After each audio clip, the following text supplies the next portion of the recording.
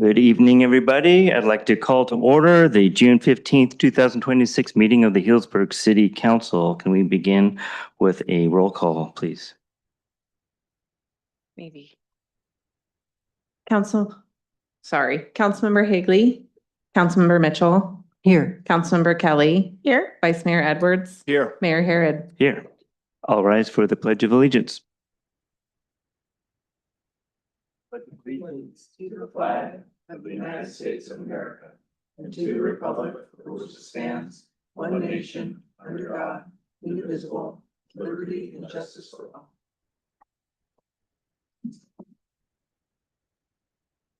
Move to approve the agenda, please. So moved. Second. All in favor? Aye. Any opposed? The agenda is approved. I'd like to just take a moment to acknowledge that the air conditioning is not working in this room right now. We have a temporary unit in the back. If anybody's having trouble hearing, you're certainly invited to come to the front or the other side of the room, or if it's really awful for you, please raise your hand and we will turn off the air conditioner. It's not too loud. I think it's going to be okay, but I just want to put it out there. I want to make sure everybody can hear the meeting. And, if it looks like we're getting a little wet brow up here, it's not because we're so nervous, it's because it's just getting a little warmer, but it seems all right right now. I know the staff has done everything they can to make it comfortable for us here tonight. Okay, so no report on closed sessions. We'll move on to announcements and a proclamation declaring July 2026 as Parks Make Life Better Month with Councilmember Mitchell. Thank you. A proclamation of the City Council of the City of Healdsburg recognizing July 2026 as Parks Make Life Better Month in the City of Healdsburg. Whereas Healdsburg Parks and Recreation, also known as the Community Services Department, creates memorable experiences through youth sports and enrichment activities, a robust senior center, adult fitness, education, and enrichment programs, free community-focused events, arts and cultural celebrations, and so much more. And whereas Healdsburg Community Services supports human development and endless learning opportunities that foster social, intellectual, physical, and emotional growth in people of all ages and abilities. And whereas Healdsburg Community Services plays a significant role in enhancing the quality of life in communities while providing open space for people to engage in recreational activities and gather and interact with others. And whereas parks such as Badger Park, Georgie Park, Barbieri Park, Laura Fish Somersault Park, Recreation Park, the Healdsburg Ridge, and Fitch Mountain provide access to outdoor spaces for all ages and ability levels to enjoy and support the economic vitality of our community by hosting events, creating jobs, and enhancing property values. And whereas Healdsburg Community Services sustains and stewards our natural resources by protecting habitats and open space, connecting people to nature, and promoting the ecological function of parkland. And whereas Healdsburg Community Services plays a significant role in enhancing the quality of life in communities, the Healdsburg Community Services Department and volunteers help to build a stronger, more vibrant community by offering extensive recreational programming while providing open space for people to engage in recreational activities, to gather, connect, and interact with one another. Now, therefore, be it proclaimed that the City Council of the City of Healdsburg does hereby proclaim July 2026 as Parks Make Life Better Month and encourages all residents to celebrate our local parks utilizing our recreation programs. All right, thank you very much. Receiving this proclamation is Anna Grant and some friends. Welcome. Good evening, Mr. Mayor, members of the council. I'm actually going to hand the microphone over to our part-time staff, specifically one of the part-time staff from the senior center, but you have a good showing of some of our other part-time staffers here as well. So take it away, Don McKay. Hello, I lived in Healdsburg for about 30 years, and Anna asked me to come up and say a few words about parks and community services since they've been involved in my life for about 30 years. When I first moved up here, one of the big reasons we came up here was because of the recreation activities for children. I'd grown up in San Francisco on a large hill. So skateboarding meant holding, which I never did, holding on to the back of an electric bus as it went up the hill and letting go when it got to the top and then coming back down. And that was a little out of my league. So I thought for my kids, we'd do something a little safer and maybe move to Healdsburg, which we did. And they enjoyed soccer and bulldog football and all sorts of things. And as they got older, they enjoyed Fish Mountain and going down to the river seemed to really make them happy whenever they came back. I was like, hey, how'd it go at the river? Like, it's great at the river, Dad. And so I'm not quite sure what was going on down there. Maybe Matt does more than I do. But they were very happy being able to get outdoors and utilize what community services has provided here in Healdsburg. And now I'm working for the senior center, so I'm participating in community services, and I enjoy that very much. I think they do a wonderful job down there. There's a great active community of people there who probably 20 or 30 people come through there on a daily basis to use the resources there. And I have job security because seniors insist on paying for everything with dollar bills, which need to be counted and taken over to the finance department on almost a daily basis. So I'll definitely be there for a while, but it's very enjoyable. So I've enjoyed having that experience for 30 years with community services. And thank you very much. And these are my entourage. Does anybody want to throw in a word or two? No? No? Everybody's You're good? welcome Okay, to. we're all good. All right, we're gonna have you up for a photo in just a moment. I think we'll go ahead and do the photo separate since all these people are already. And but I just want to take a moment to say we have a lot of opportunities to praise and thank our community services department throughout the year, and I think we take advantage of those opportunities. But I really do appreciate this proclamation because our community services department is really stellar. They work so hard, they do so much for our community, and they make life so much richer for everybody here in this town. So that it's a well-deserved proclamation, in my opinion. Does anybody else like to add anything at this point? No. I echo those sentiments. Thank you. Okay, thank you. All right, let's go ahead and do a photo while these folks are up, and then we'll move on to the next one. Over here. Okay.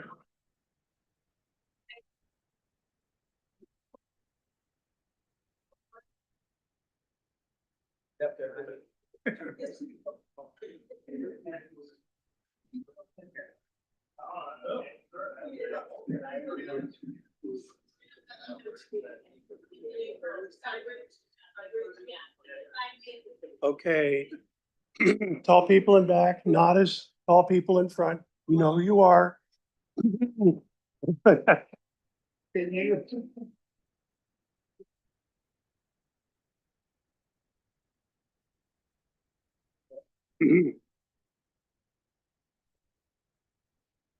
I don't know if you know this, but it always looks funny when people do that. All right. One more. Thank you.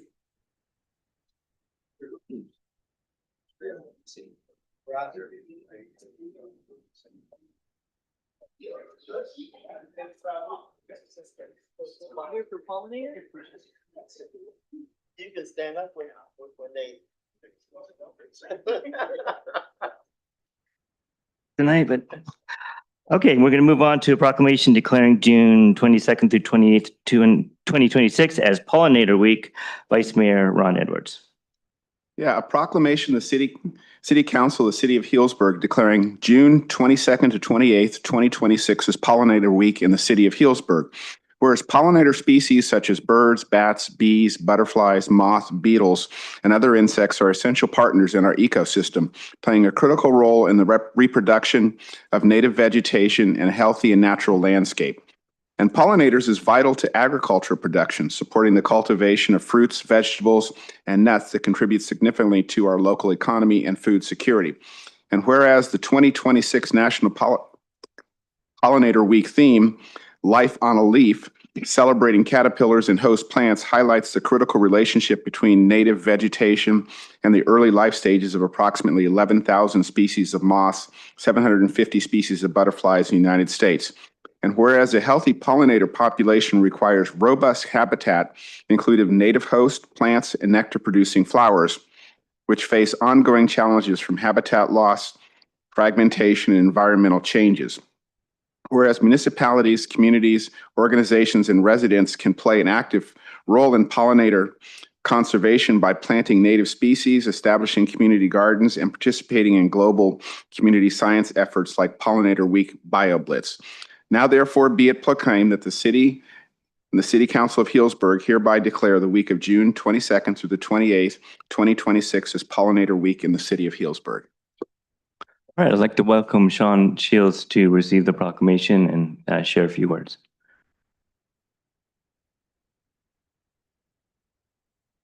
Hello, everyone. I think the microphone got pushed down during the photo. If you want to lift it up, thank you. Oh, okay. Can you hear me now? Yeah. All right, thank you.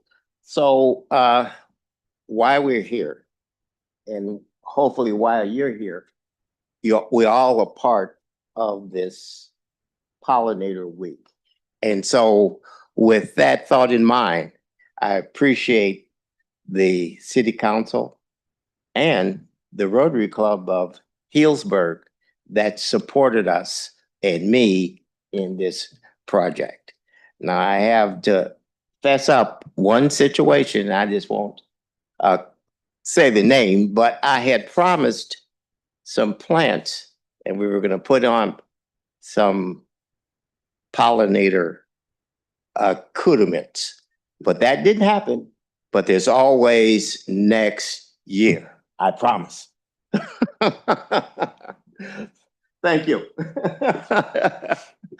Okay. All right, thank you. Did you want to, yeah, if Norm wants to speak, no, that's fine. Yeah. Okay, I wanted to personally and also on behalf of the Noon Rotary Club to thank the City Council for this proclamation to really emphasize the vital importance of pollinators in our ecosystem. And to call attention to the decrease in numbers of pollinators worldwide, as well as locally, and a call for us to do something about it. The Pollinator Week, as you may know, started in 2006 by a U.S. Senate resolution to respond to the pollinator decrease worldwide.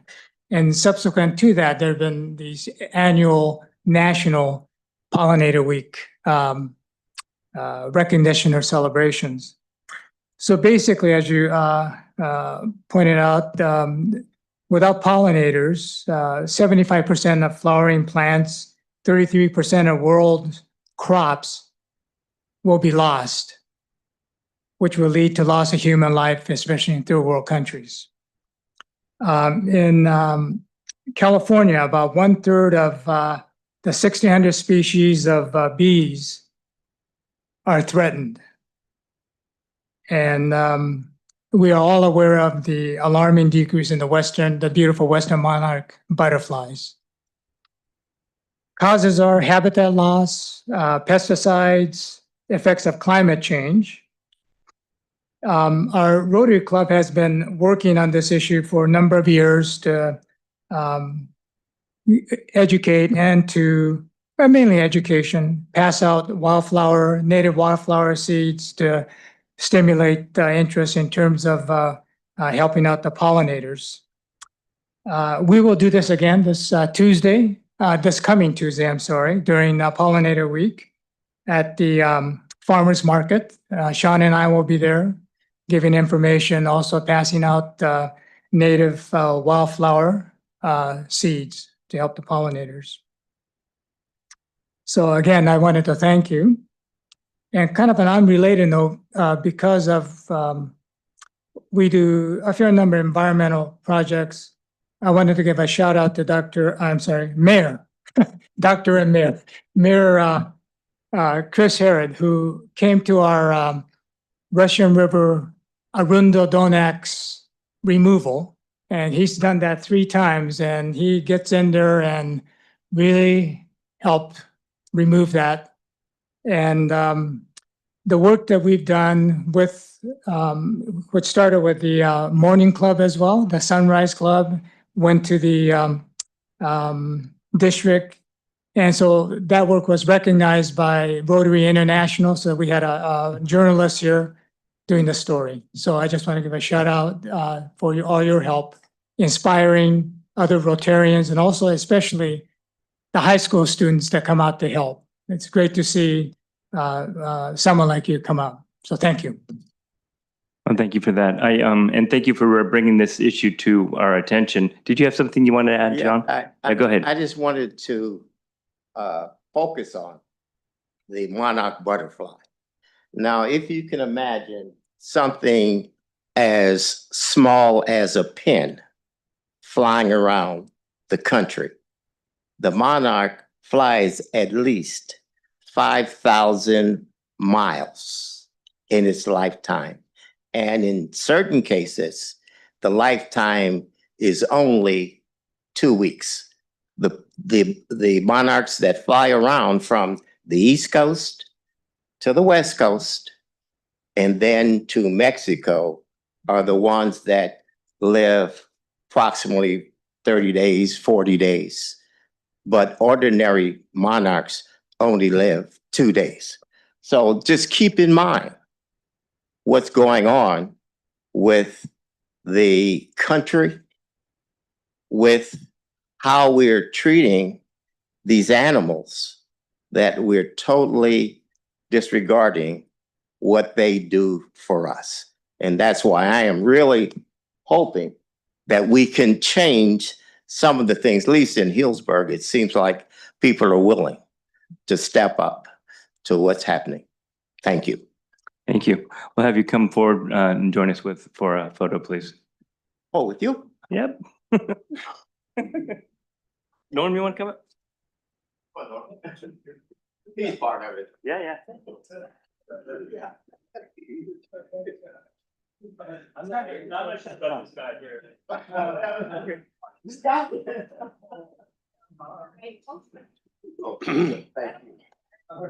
All right, squish it in. Can you get all of this? Okay. I'm gonna turn the camera on first. Time to save the battery. I got that this time. All right, one more.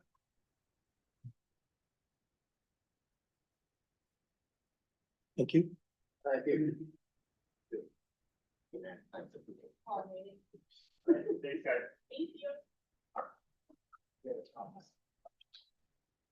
Now we're all gonna have pollinator videos. And Mr. Arundel. All right, thank you, everybody. Moving on now to the city manager report. Thanks, Mayor, and good evening.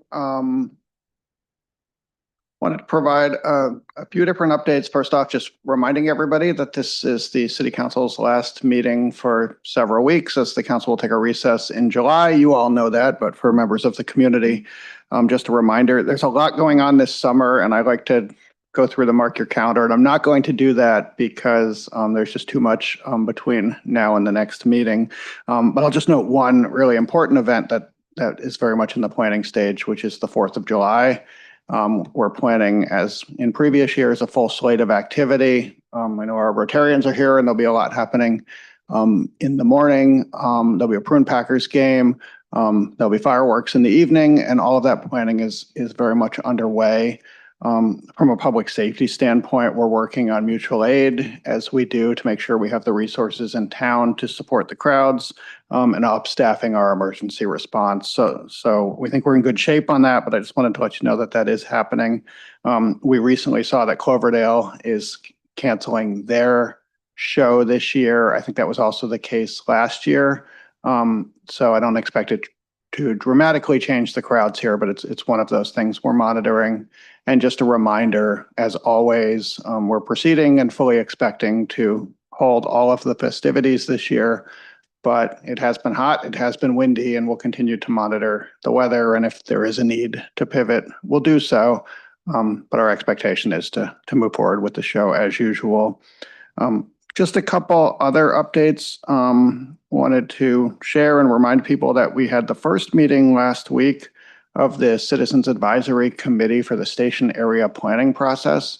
So that is one more exciting milestone in the kickoff of that.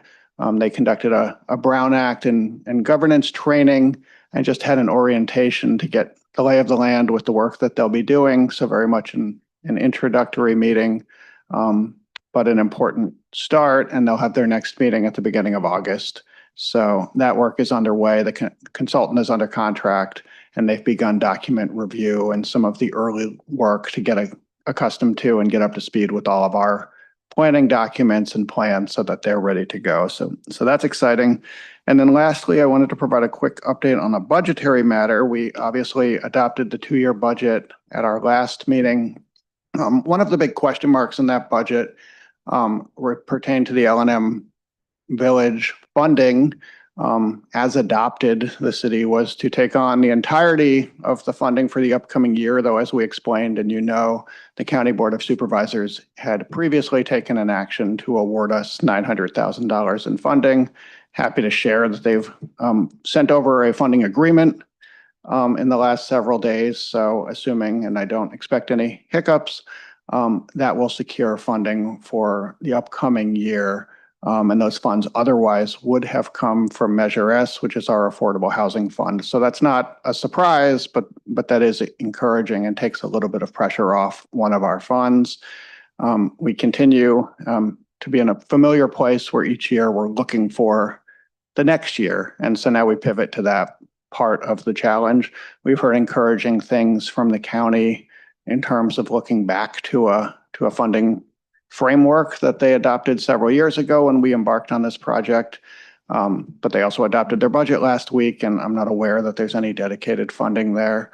So we will continue to engage. They've engaged with us, and we appreciate that. We'll continue to do it. We'll look at other funding sources. But as I noted, it is a little bit of a familiar rhythm for us at this point to secure 1 year's funding and then get a little bit nervous and scrape for the next year. So we've entered that part of the cycle. I think that's all I have. We have, as I noted, a full slate of events coming up. The Tuesday concerts will continue. The Tianguis Market is monthly at the Foley Pavilion, so that's coming up this week. So we'll stay busy. But I think that's what I have for you this evening. So thank you. All right, thank you. Do we have any questions or comments for our city manager? I just wanted to mention that I had a brief conversation with Nolan Sullivan from the county at the mayor and council members meeting, and he has been thinking about long-term, what a funding strategy for L&M will be, and is hoping to get back to us in the next couple of weeks. So that was encouraging. And we'll see what comes of that, of course, but we'll keep pushing to make sure that the L&M remains funded without having to dip into our Measure S funds. With whatever we can do and whatever they can do to make sure that happens. And then I just want to mention, as far as 4th of July, looking forward to a fun and meaningful holiday. And I know that the mayor and council member Hagley are signed up for the dunk tank this year. Is that true? Apparently I've been signed up. Okay. I didn't know officially, but I'll be happy to do it. Okay, good. And we were looking forward to a fun day. All right, so we're going to move on now to public comments on items on the consent calendar and non-agenda items. This time is set aside to receive comments from the public on any item of interest to the public within the subject matter jurisdiction of the council, other than scheduled agenda items. Pursuant to the Brown Act, however, the City Council cannot consider any issues or take action on any requests during this comment period. Do we have anyone who'd like to come forward to make a comment? Welcome.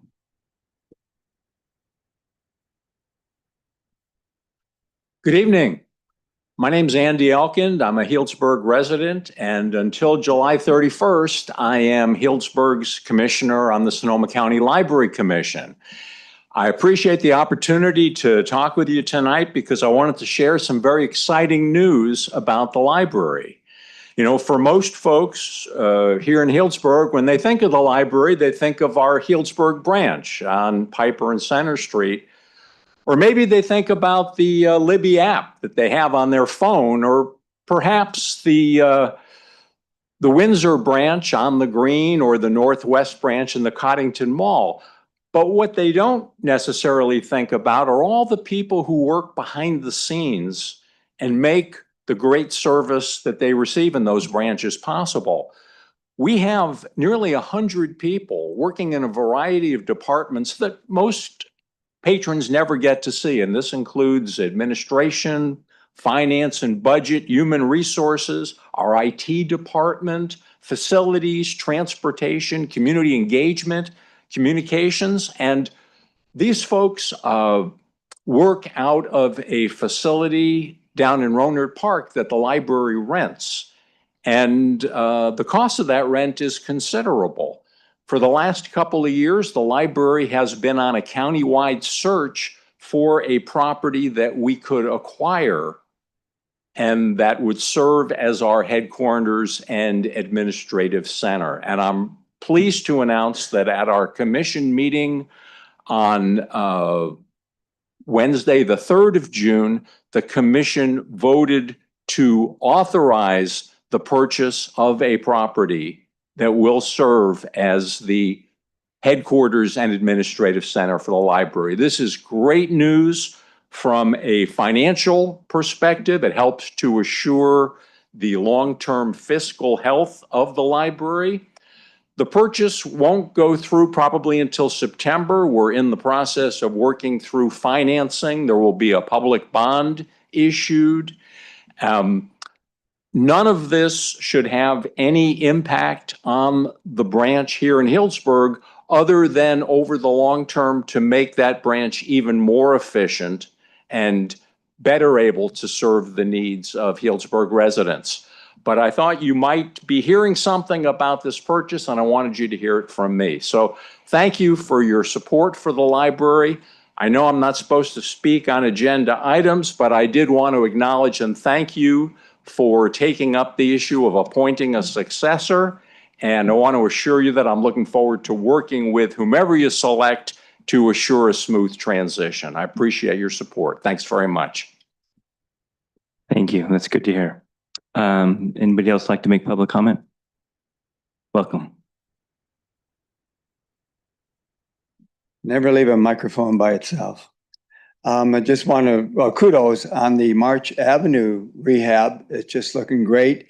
I crossed that on the way to Geyserville on my bike, and it's looking good. But today, a dozen of us with Anna Grant, you know, who's a leader of the senior center, went and hiked Fitch Mountain, and it's very interesting as parks make better life. And it was a good turnout, and it was a great thing to have. And I just give kudos for having Fitch Mountain Park and Open Space Preserve, exactly. And also Pollinator Week, yes, I was there with the mayor and working side by side, and that Arundu stuff is tough. I mean, that is I don't have any real good names for it. So anyways, I just want to thank you for your.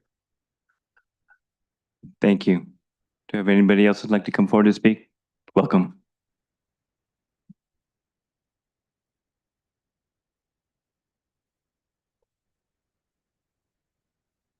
Okay, members of the council, this is a personal issue. I don't want to over publicize it. I moved here to Healdsburg so my son could go to Healdsburg High School. I tried to commute for 10 years down to Berkeley every day. It was just impossible, so I tried to move here, but it was too hard. But over the last 25 years, because of my unique situation here, I probably contributed $20,000 to the city that was totally inequitable. When I went to make a complaint to the utility department, I was told, well, go to the mayor or go to the vice mayor. I don't know how to make a contact with them. I did call the mayor a month ago. He didn't call me back, but now I would like to talk to every member of the council about my individual problem that I that I believe cost me over $20,000, which I shouldn't have had to pay. Completely inequitable. And I'm still dealing with it now. My utility bill, I can't afford to pay it. And it went from $150 that I owed on was March 24th. I went to 25th, but because I went to pay it, I'm always running late. It went up to $800. And now I don't know what it is, but I don't want to take the time of the public to deal with my individual problem. But I would like to contact each person on the council to talk to them about my particular issue individually. Thank you. Thank you. Is there anybody else who'd like to make public comment this evening? Okay, seeing none, we will move on to the consent calendar. And I understand that staff has a change to the consent calendar you'd like to present. Is that right?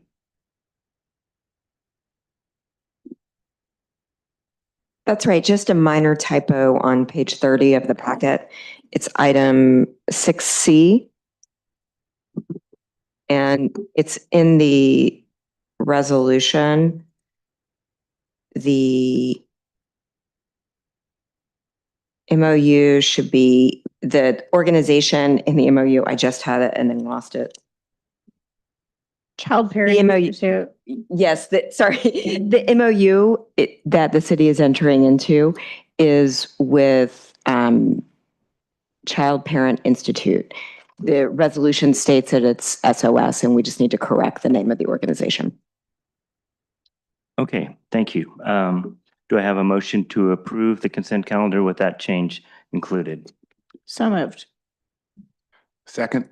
Okay, can we have a roll call, please? Councilmember Higley? Councilmember Kelly? Yes. Councilmember Mitchell? Yes. Vice Mayor Edwards? Yes. Mayor Harrod? Yes, thank you. Okay. We did not have, oh, excuse me.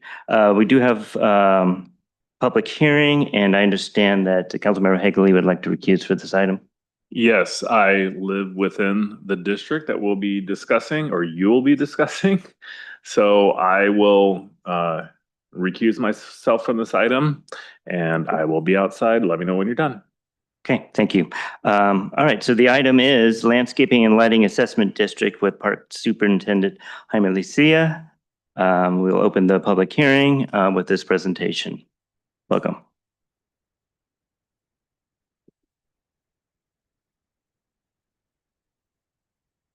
Good evening, Mr. Mayor. Good evening, council members. I'm Elisea, Parks and Open Space Superintendent for Community Services. And along with me tonight is also Jenny Millman. She's a supervising engineer for Coastal Engineering. And I will be providing you this year's assessment district presentation. I will start off by providing staff's recommended action for tonight's agenda item. Number one is hold a public hearing and receive public comments or protests on the annual engineer's report. The proposed budget for the Healdsburg Landscape and Assessment District. Number two, adopt by resolution the annual engineer's report, confirming the assessment diagram and annual assessment amounts, and the levying and collection of assessments for fiscal year 2026-27 for the assessment district. Thank you. A little bit of background on the assessment district. So the city of Healdsburg formed an assessment district back in 1996, and it was established under the Landscaping and Lighting Act of 1972 to help fund maintenance and operations and landscaping improvements within the public right-of-way for riparian areas and park areas within the city of Healdsburg. Next slide, please. Thank you. 100% of the funds collected from the assessment district help maintain vegetation maintenance, such as tree work, high weed mowing, things like that. It also helps with fire fuel reduction work. We have a few properties at the north end of town that are part of the assessment district that we maintain for reducing lateral fuels and things like that. We also maintain the North Detention Basin from a vegetation component. The basin is considered a dam by the State Division of Dam Safety, so we mow it about 2 or 3 times a year. And it also helps with park maintenance for like parks such as Sorrento and Barbieri Park for things like mowing and blowing, things like that. And 100% of the utilities associated with the landscaping lighting district are funded by the assessment district. Next slide, please. The annual engineer's report is required through a three-step process. The first step was the first council meeting back in February, where council appointed Coastline Engineering as the engineer of work and directed the preparation of the annual engineer's report. The second step in the process was where council preliminary approved the annual engineer's report and set the date and time for the public hearing. And tonight is the third step in the process, which is consider the public hearing. Next slide. Here we have a map illustrating all 7 zones within the district. Zones 1 through 4 are located on the north end of town, north of the community center off Healdsburg Avenue and Parkland Farms Boulevard. Zone 5 is west of the firehouse, Larkspur Drive. Zone 6 is the corner of Monte Vista and Healdsburg Avenue. And then our newest zone was Mill District, and that is Zone 7, located south of the roundabout. Next slide. Here we have a table identifying all 7 zones. In the middle column, you'll see the current annual assessments for fiscal year 2025-26. And then in the third and final column, you'll see the proposed assessments for fiscal year 2026-27. Zones 1, 2, 4, and 6, you'll see them highlighted in green. Those zones are proposed to be decreased as from previously from last year, and that is due to no projects being identified in those zones. Zones 3, 5, and 7, they'll remain consistent. No projects identified in those zones, but we did have a little bit of utility costs and staffing increases in those zones. And I'm happy to report that all 7 zones are within the required city's reserve policy of 50%. I will provide staff's recommended action one more time for tonight's meeting is number 1, hold a public hearing and receive public comments or protests on the annual engineer's report, the proposed budget for the Healdsburg Landscape and Lighting Assessment District. And then number 2 is adopt by resolution the annual engineer's report, confirming the assessment diagram and annual assessment amounts, and the levying and collection of assessments for fiscal year 2026-27 for the assessment district. That concludes my presentation, and I'm happy to answer any questions. Thank you. I'd like to go ahead and move to our public comment section for this public hearing. Is there anybody here who'd like to come forward to make a comment on this item? Okay, seeing none, we'll close the public comment and bring it back to council. Do we have any questions or concerns for Jaime? No? No. Okay, can we have a motion on this resolution, please? I just had a comment. I really appreciate the presentation, and I know, we review this annually, and when there are projects identified, it certainly makes sense when we need to accrue the funds to do those projects. And it sounds like this year, not only are we staying status quo, but for some of the zones, the fees are going down. And I know for a lot of people in our community who are struggling with just everyday affordability, I appreciate that those fees will be going down and not going up for them this year. So thank you, and appreciate the work. And I'm happy to make the motion if that's okay. To adopt resolution accepting the annual engineer's report, confirming the assessment diagram and annual assessment amounts, and the levying and collecting of assessments for fiscal year 26-27 for the assessment district. I second that. Okay, can we have a roll call, please? Councilmember Kelly. Yes. Councilmember Mitchell. Yes. Vice Mayor Edwards. Yes. Mayor Harrod. Yes, and the resolution passes. Thank you very much. Thank you. All right, moving on to We need business. Councilmember Hagley back. Oh, yeah, I guess we do need him. Director Themig, can you give him a nod? Give him a minute to come back.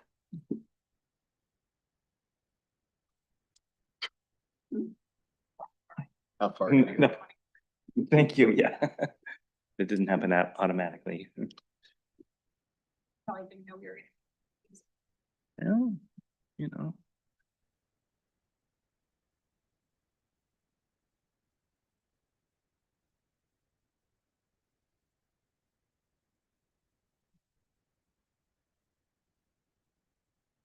Okay, we'll move on to item 8A, the Railroad Quiet Zone Analysis with Public Works Director Larry Zimmer. Welcome. Thank you. Good evening, Mayor Harrod and Council. Next slide, please. The action tonight is to enter into a professional services agreement with a consultant called Rail Pros to perform perform the quiet zone analysis and ultimately submit a report to the Federal Rail Administration. This is a pretty simple action, relatively insignificant, but obviously part of a very significant transformative project to bring passenger rail to the city. So we felt it was a good opportunity to sort of expose part of the process to the public tonight. One of the questions we get asked is, why is the city doing this? Only the public entity that has authority over the road crossings can enter into a quiet zone. SMART cannot. So that is why the city is going through this process. Next slide, please. Just starting with some real simple background, the Federal Rail Administration, FRA, is the one that establishes the process for creating quiet zone. They also have all of the rules for when an engineer blows a horn, how they blow it. The regulation is up on the screen if anyone would like to dig deeper. Next slide, please. So FRA dictates how that horn is used in different circumstances. And the whole point of that is to be uniform and consistent so that whatever state you're in and you hear the horn blowing, you know that the train is about to cross a roadway or a pedestrian crossing. This is the standard pattern if there is a quiet zone or not. Next slide, please. So obviously they blow the horn to warn people, but what some people do not understand is the train engineer is required by law to do it under certain circumstances. It is not optional. It is not their choice. They are not doing this to annoy the neighbors. Having worked in a city where the train started, the horns are very disruptive, particularly at first. And if there isn't a quiet zone, you will hear a fair number of complaints. And so it's important to understand this is a requirement. Next slide, please. So regardless of if it's a quiet zone or not, there are still circumstances where the engineer must blow the horn. A few of them are up on the screen, obviously, again, for safety reasons. Next slide, please. So this was a great line here. Rather than call it a quiet zone, it is a no regular use of the train horn zone. It doesn't flow quite as well, but it is far more accurate. Trains are still noisy and they will be heard, and there will be times when the horn does blow. Other important things to know about a quiet zone is that it has to include all of the crossings, whether they're public or private, whether they're pedestrian or vehicular, within that quiet zone for it to function as a quiet zone to get approved. Next slide, please. So this is just a simple slide of all the crossings within the city and a few without. You can see at the south end, we've included Grant and Balash, and at the north end, Lytton Springs. The same consultant we're using is being used by the county to create their quiet zone. So they're investigating the area between Windsor and Healdsburg as well. Next slide, please. So one of the questions is what work is RailPros actually doing? It's a significant amount of money. I will say it's a not to exceed amount, and we're hoping it will be less. They perform a safety analysis at each of the crossings to make sure that there are adequate safety measures to be able to go through what is an online calculator through FRA to make sure it meets the qualifications of a quiet zone. It's a relatively long iterative process. They work with the city and with SMART to make sure that these safety measures, which is typically the gates, how the gates are designed, are they the quad gates, is there a median? It's all looking at whether a vehicle could get around a gate if it so chose to, or are the pedestrians covered? It's all that simple, what seems like simple kind of safety precautions, but it differentiates the regular from a quiet zone. And so SMART is well-versed in all of this. They are designing our system to be a quiet zone, but there's this additional step of creating this report, which this consultant will do, submitting it to the FRA. Ultimately, this is going to come back to council twice because there will be a notice of intent to establish a quiet zone and then a notice of establishment. So you will see it 2 more times before this is over. If you remember, Windsor was a little late in creating their quiet zone. All of the work, I believe, was done accordingly. It was just this process of getting the FRA approval and getting their approval through the town council. So we are trying to be out ahead of it and have it in place before trains start running. Also, just to share, there's a lot of work going on behind the scenes with staff and SMART, not necessarily related to this item. A lot to do with the utility crossings. The SMART is out there potholing right now. They're depending on the situation, the city is likely responsible for many of these upgraded crossings if they're not deep enough, if they need casings, if they need to be relocated, or in some cases, if the city's concerned that the crossings are old and need to be replaced, or we think they're going to need to be upsized for higher capacity in the future. So staff has been working for a very long time and many meetings with SMART on this process. And again, just trying to inform the public that there is a lot going on, even though it's not being discussed all that much at council right now. Next slide, please. So here's again the action. We'll wait for the questions for the next slide. We're approving that professional services agreement with Rail Pros to perform this analysis. A couple of the questions that I will probably get or we get from the public a lot. The end of this calendar year, SMART is hoping to have a final design and be starting on real construction. They have not provided us a specific schedule, but that is what we have been told. The bridge work is expected next summer, and they are still planning on a December 2028 commencement of passenger service. If I were a betting man, I would bet the over, but if anyone could do it, SMART does deliver far quicker than people expect. So with that, I'm opening it up for any questions. All right, do we have any clarifying questions about the presentation before we go to public comment on this? Yeah, go ahead.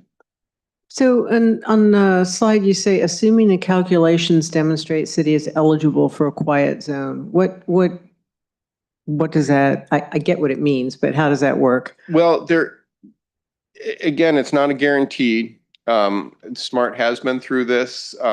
City staff has been through this at other agencies, and we believe very strongly that the city will be eligible for a quiet zone.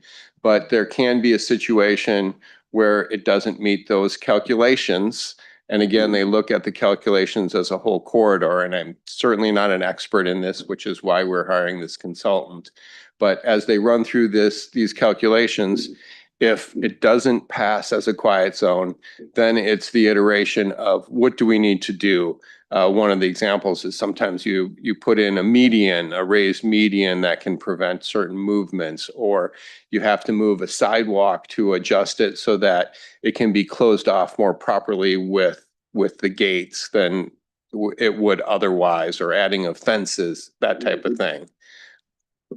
If that answered your question, I hope. Yes, thank you. You had mentioned all the testing that's going on now. This might not be quite as related to the quiet zone, but a little bit. And some of those improvements are going to be the responsibility of the city to cover.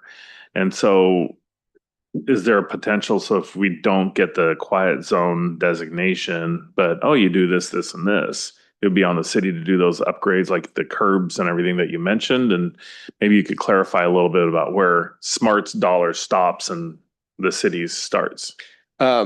That is an excellent question, and unfortunately, I am not going to be able to answer that. There will be some future conversations as we start getting into the cost of the different projects that we're talking about, utility, quiet zone, otherwise, where SMART is participating. It depends a lot on whatever agreements the city and SMART have in place. And some of it is negotiated to some extent too. So I'm sorry, I cannot provide an answer. It is a difficult one because it's based on very individual circumstances.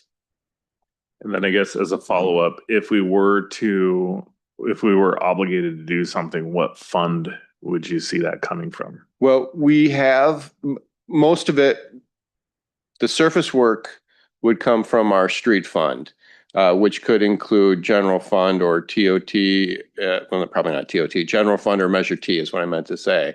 The underground work would obviously come from the utilities that are being moved.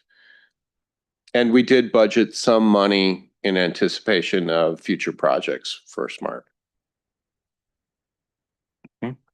Vice Mayor? Yeah, so during the process, you said it comes back to council a couple of times, and each of those times there'll be time for public comment on these as far as quiet zone, their input on it, or is it strictly just us interacting with the consultant? As always, there's opportunity for public comments. This is sort of a yes or no. Do we qualify for a quiet zone? Because I don't think anyone in the city wants to not have a quiet zone. So their job is to work with SMART, work with the city to make sure we're qualified for a quiet zone.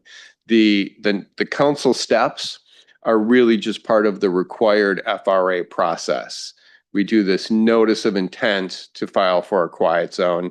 It is required through the FRA regulations. And then the purpose of the non-quiet part of the zone or the horn blowing is for public safety and traffic safety? Yes.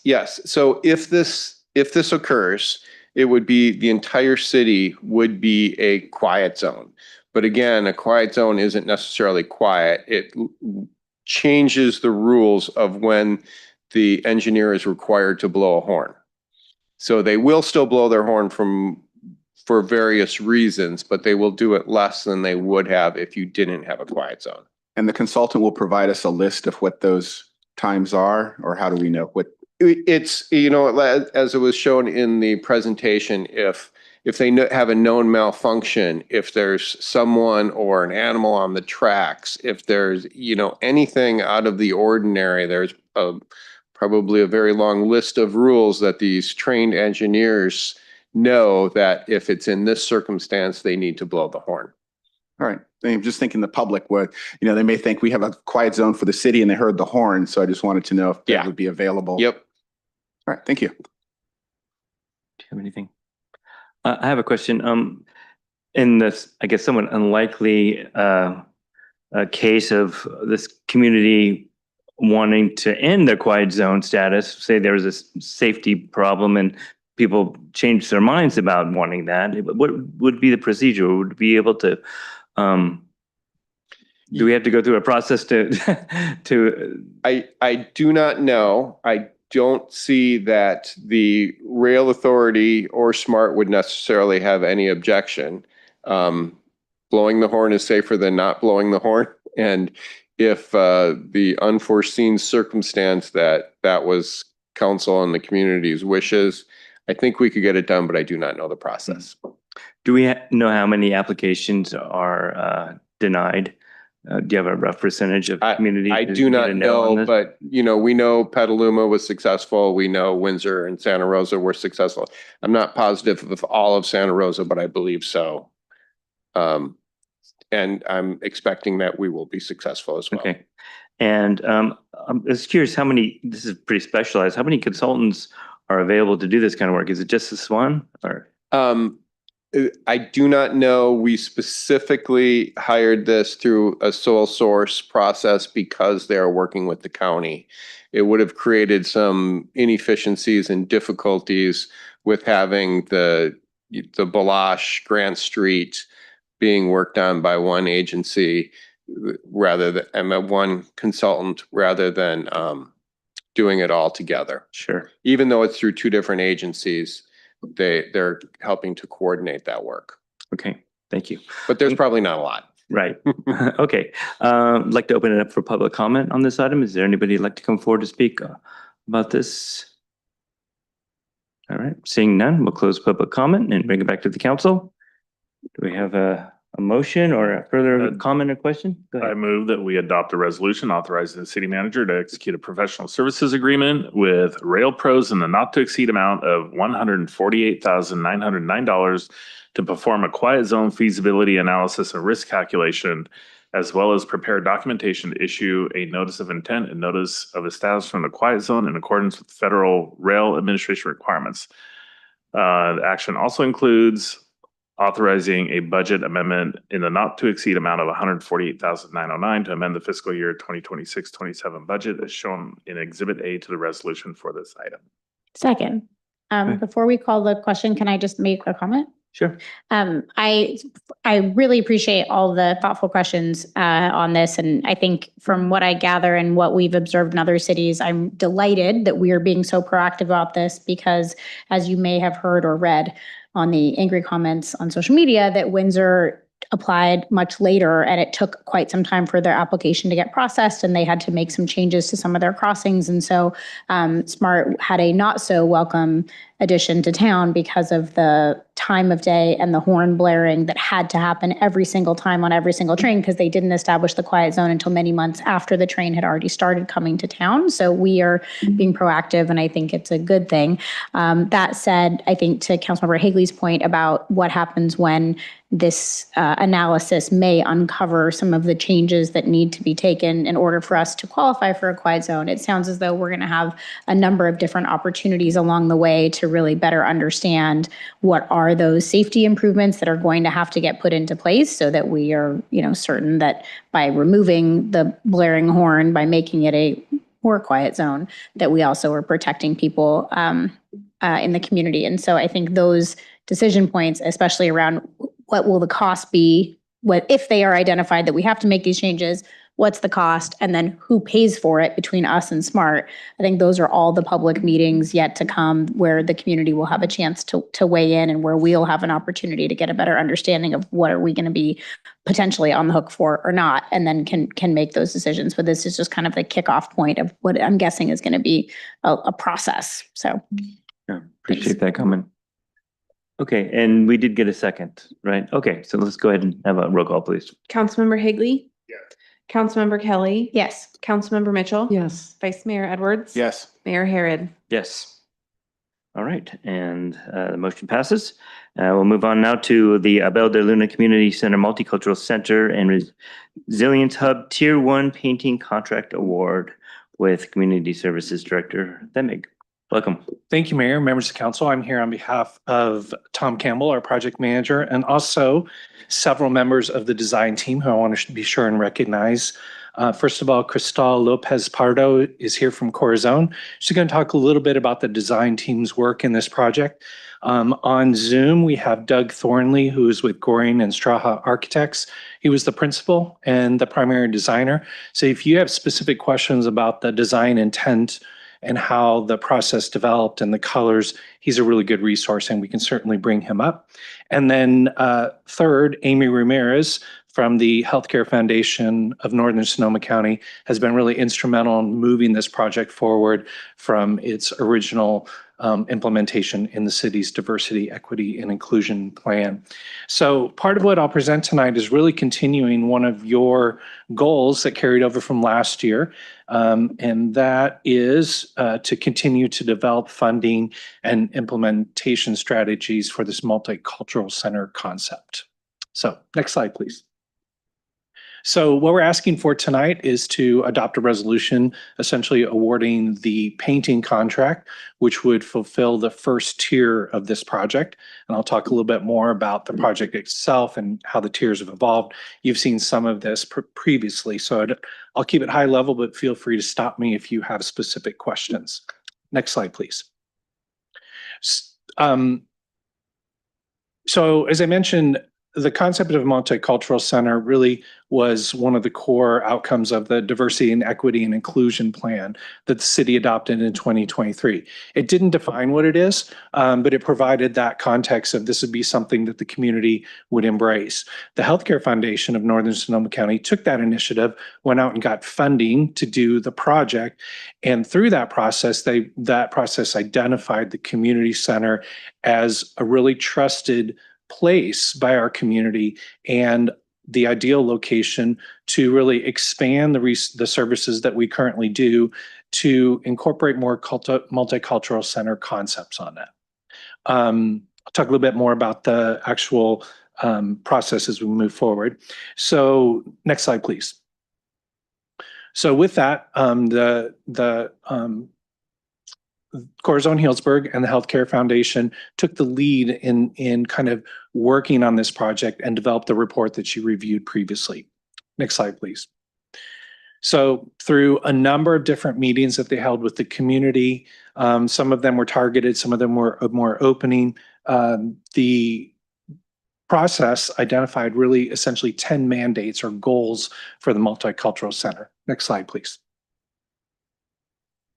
So those were to create a space for movement and play, community kitchen and cafe, collaborative murals, sensory aware design, spaces for creative expression, environmental justice, lifelong learning, community gathering spaces, digital access and literacy, and access, autonomy, accountability, and justice. Next slide, please. So the plan is long-term and is visionary. It essentially builds on what the city did in determining or developing kind of an overall master plan for the community center back in about 2014, where it talked about what the site could be, in addition to being a school, essentially repurposed school. And so this is a long-term vision. So on the far north side, the right side of this, is an open area, community gathering area. The parking lot currently shown where it exists right now. Rehabilitation of the existing building, which we'll talk about more today, and then adding amenities on the south side, including more established parking. Next slide, please. So that's the grand vision. But there were three more focused, what they called tiers, that came out of this process that were likely more achievable in the short term. So the first tier was to essentially repaint the building. It is very institutional. When I came here in 2015, it was mauve and pink with a lot of mold on it. The city did a project in 2016 to repaint it, and we kept kind of that similar kind of institutional approach, but we went with brown and tan. So we changed the colors, but essentially very much institutional.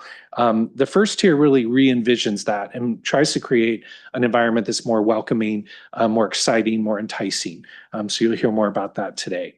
The second tier is to renovate the internal areas. So the courtyard, we currently have an amphitheater that is seldom used.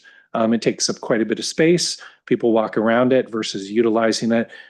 So that's really the second tier, is to revitalize those internal corridor spaces. And the third tier is to renovate the much needed multi-purpose room. That has definitely seen its day in terms of lots of use, lots of activity, both as a school and as a community center. Next slide, please.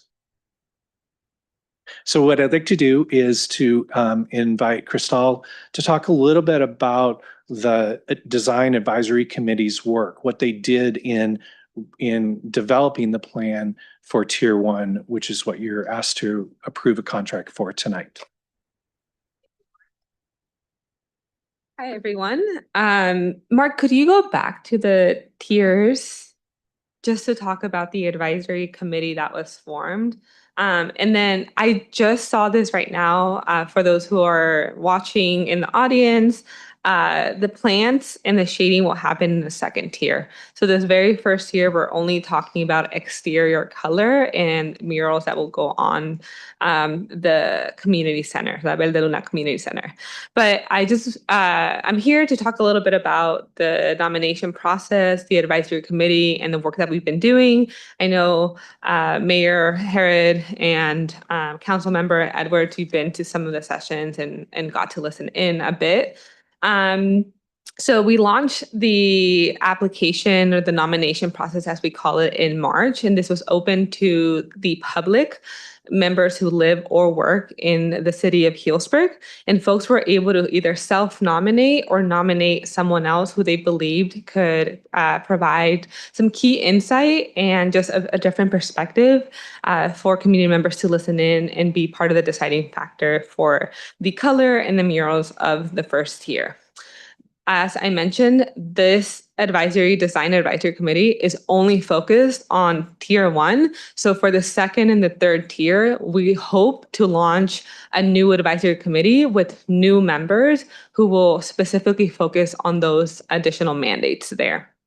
And we were specifically looking for individuals who care deeply about the community center and the community here in Healdsburg. We were looking for individuals of diverse backgrounds, diverse in age, in abilities, in gender, in race, in language, and in lived experience. But specifically, as you all do for commissions, really wanting to understand what their interest behind the community center was, if there was any history or experience. And we're happy to report that every individual who either self-nominated or nominated someone else was able to join the advisory committee. And then we actually went into the Healdsburg High School space and outreach to youth, because we wanted to make sure that we had youth participating in the design process for the Multicultural Center, as it will be the space for future generations. And if we can go to the next slide. So for the Design Advisory Committee, we selected 15 members to be part of this process. And I do want to name them out because I think they have been engaged since March, and they will end their engagement in September when we begin the painting phase of this project. The advisory committee members included 10 adults and 5 youth. The 10 adults include Ceci Beltran, Lupe Lopez, Rina Charles, Veronica Ledesma, Christine Webster, Monica Herrera, Rose Garcia, Mari Garcia, Fausto Guzman, and Linus Lancaster, each who have ties to the city of Healdsburg, different languages, different perspectives, as I mentioned before. The 5 youth included in the project included Jonathan Mesa, Josie Ramirez, Roy Abarca, Gabriel Gonzalez, and Dulce Solano, all with very different perspectives as well and lived experiences here in Healdsburg. We also had other community members who were interested in the project but didn't want to participate in it as a committee member. We had Ted Calvert, who I want to mention because he was a former board member when the school was actually being built and was part of the approval process to make sure that Foss Creek School existed then. Rebecca Miller and Mark McMullen, both of them who are dedicated to the art here in Healdsburg and who participated along the way. 2 muralists, Jake Messing and Blanca Molina. And then we also had some folks I mentioned, Chris Herod, Ron Edwards, Gina Reiner from the Art and Culture Commission also attended some of the sessions, and then other additional city staff members, Corazon staff members, and then the Healthcare Foundation members. 70% of the individuals who are part of the Design Advisory Committee reported having ties back to Foss Creek School, whether they attended the school or whether they had their children attend the school. So they had a special place for this building, for the community center. Next slide. And this whole process was participatory from the very beginning when community members self-nominated or nominated each other. Every session, there is a voting factor. So the first few sessions we had, as you can see here in the picture, we had members create their own palette of potential colors. This is with no expertise other than lived experience, but what colors would they envision the community center being? These colors went out to public voting, and so there was a participatory survey, which the city supported us with outreaching as well, posting it on their website and online. We posted it on our website and online as well. We received 200 responses from community members, aside from the participants in these sessions. And we were able to narrow down the color palettes. The survey, both online and in person at the community center, had 3 questions. Which colors would you love to see? Which colors would you not want to see? And then a question about feelings and sentiments and color palettes. And next slide, please. Okay. So we have 7 sessions scheduled. We've currently completed 5 of the sessions. We have one more session happening in June, and we're actually in the phase of looking at mural designs. During session 5 and 6, the participants were able to convey to the muralists both Jake Messing and Blanca Molina, who have connections to Healdsburg. Jake Messing as a resident of Healdsburg, and Blanca Molina as a former resident of Healdsburg, now of Cloverdale, but still with deep ties to Healdsburg. They were able to convey their needs, aspirations as to why they wanted certain elements or components added to the mural. And Jake Messing and Blanca Molina were able to listen in during this process. In the last session we saw, which just happened last week on Tuesday, which just shows their commitment, because we had Rocio La Dama de la Cumbia here, and nobody wants to miss Rocio. And we had participants join and see the first rendering of the murals. I don't have those with me, and I didn't bring those on purpose because there are some tweaks that the advisory committee, has asked for those renderings. So we don't have a final rendering just yet. We will share those with you as soon as we have those available. And in the next session, we'll have the final renderings available for final approval from the design advisory committee, which would lead us then to the process of painting first the building and then painting the murals. And the mural painting will also be participatory, so community members, even if they weren't part of the process, either as a design advisory committee member or just in the know, will be able to participate and be part of the execution of this mural. Next slide. And then finally, I think something that we do want to convey with everyone in the audience and with our city council members is that this project is really a long time coming project. It calls for a multi-generational approach, a multi-generational space for community members to gather as their children are playing sports in the back, that the parents are able to participate in some type of workshop or learning in that space, which is already happening. And to recognize that community members, although they're not experts necessarily in architecture and design, that they're everyday interactions and that their lived experience is valuable in this process. Josie, who's pictured in this specific image here, she's the gal with the pink hair and the pink shirt. She mentioned as a sophomore in high school that she feels like she's finally part of a process, a positive process in community, and she feels like she's part of something. And it's been super exciting to see both youth and adults be part of a process where the information is being offered in both Spanish and English. So the session is bilingual, and community members can see their feedback and just like their comments come to life, both through the renderings of the colors when Doug and his architect team created those renderings, but also through the mural design process with Jake and Blanca. And I think this overall process has been meaningful in many ways, creating a sense of belonging community, and a sense of expression for community members. The colors that you will see that Doug will present after are not your typical building colors. They're quite different. And it's been so special to witness this process since 2024 when the first master plan for this project was created and community members said, I want to see a bright space, a space that's welcoming of all, and to see that the design advisory committee stuck to that. And it's now coming to fruition. And hopefully by the end of this year, 2026, we will have a bright multicultural space. Abel de Luna Community Center will be beautiful both through mural designs and through color. So super excited. Next slide. So we'll walk through the actual painting scheme or proposal now, so you have a better idea of what the building will look like. The design intent is really based on two very famous architects who use vibrant colors. They're Latino architects, lots of orange, purple, pink, and it's really intended to be create a sense of vibrancy for the facility in addition to the people who use it.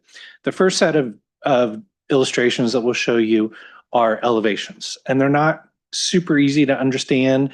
And then there are a set of renderings that we'll walk through that are more visual and actually show the spaces in the proposed colors. So next slide, please. This first slide shows, for example, the front of the building. Oh, I can't actually show you with mine.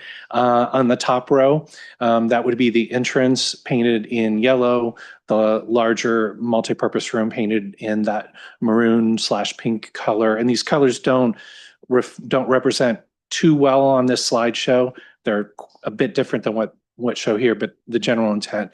And then you'll see the oranges that are spaced throughout the building as well. Next slide, please. This takes you to some of the internal spaces. The internal spaces have some purples and orange colors, as well as accent with yellow. Next slide, please. Again, more internal spaces in the building. Next slide, please. And this is the portable classrooms that we lease out. One of the things that this plan does is it helps identify where to go in the building by the color. So a lot of people come in the front office and they're like, where's Core's own space? And we're like, it's down the hall to the right. And we'll be able to say now, follow the hallway to the pink section of the building. It's one of the benefits of this color scheme in addition to creating vibrancy and bringing more life to the building. Next slide, please. Again, more colors, more elevation drawings of the interior spaces. Next slide, please. So this is a visual bird's eye view looking down of how the different colors are applied. The main hallway that extends through the building is in the yellow, and then you'll see that the other corridors feed off of that into different colors, leading you to different destinations. Next slide, please. So now we're going to look at some actual renderings of what the final product would theoretically look like. The renderings that you're going to see also show the tier 2 and the tier 3 improvements. So I want to be clear, those are not being proposed right now. There's a whole nother design process that would happen for those. So when you see things like the multi-purpose room being renovated, makes you excited, not going to happen just yet. So I'll try to point those out as we walk through. So this would be a view as you walk into the building to give you an idea of the color scheme. The yellow entrance brings you right into the building. Next slide, please. This is the internal courtyard. This is one of the areas where the improvements or the renderings show what would happen in the future. This shows the actual amphitheater being essentially filled in and elevated to create more space, as well as more shade, new landscaping, things like that that would come down the road. But again, it gives you an idea of the colors. The large violet on the right-hand side is the back side of the multi-purpose room. The left orange would be about where the YWCA preschools program is, and then you can see the yellow walkway through the center. Next slide, please. This takes you like right at the entrance near our offices, looking inward. Again, courtyard improvements are shown as completed in here. Those would come in the future. Next slide, please. This is actually a design idea for the community meeting room, the old library where we have lots of meetings, where we open up that wall, create this essentially indoor-outdoor space to make it more inviting. And this shows that area where it's currently landscape actually filled in with hardscape. Next slide, please. And this is the back corridor showing landscape area in between the two classroom areas. This actually probably couldn't happen because of the way that space is used by kids coming and going, especially for day camp and other activities. So this landscape would probably be scaled down just a bit. Next slide, please. So one of the things that we and the architects work quite a bit on is how do you ensure that these colors remain vibrant over time? They are very bright colors. So they did quite a bit of research on what are the best long-term sustainable paints that you can use. And they chose the Benjamin Moore Aura brand with a long-lasting lifespan of about 10 to 15 years. Not too far off what a typical painting job would last on a commercial building. Has great washability. We'll be able to clean it off if there's vandalism, and we'll be able to do touch-ups relatively easily. Next slide, please. So the city solicited bids. Our estimate for the project was right around $500,000. We were very pleased to see the bids come in, the base bid at about $98,000, and we were proposing that we also include all three alternates for a total cost of $156,000 plus a 12% contingency in case something comes up during the painting process that they have to repair or fix. Next slide, please.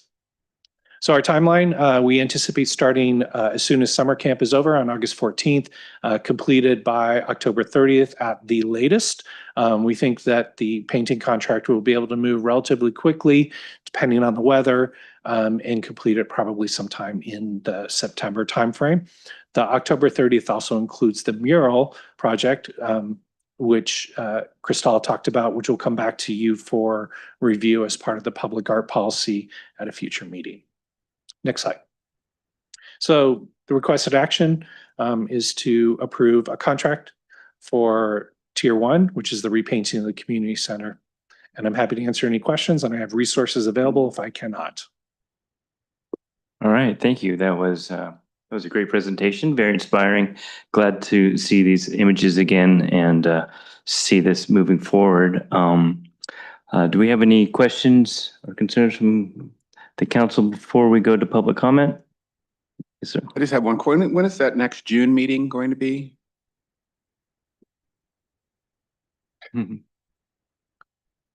June 30th, 6 p.m. at the Abel de Luna Community Center. Go ahead. I just want to confirm that the murals are going to come, they'll do the normal thing where they'll go through the Arts and Culture Commission and then come to council. So we'll be able to see it at our feedback and comments before it's just done. Correct. Okay. All right. All right, let's go ahead and go to public comment then. Is there anybody here who'd like to speak on this item?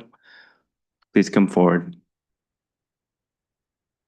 Okay, seeing none, we'll close public comment, bring it back to council. Go ahead.